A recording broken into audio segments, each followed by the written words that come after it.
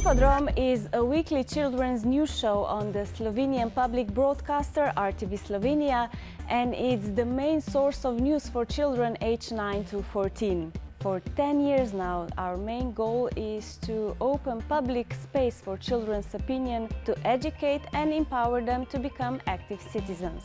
Last year, when our government declared an epidemic and the schools were closed, our children and youth program decided to step up and create a morning show with educational and news content. So overnight, our small team started to produce daily 14 minutes news program. Each day we received over 100 questions and opinions from children on our social platforms, and we felt we had to answer all of them. By providing children with information in the right form, we bring a much greater sense of security into their world rather than leaving them in an anxious silence.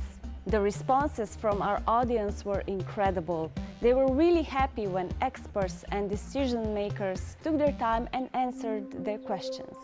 Information brings knowledge, and knowledge is power.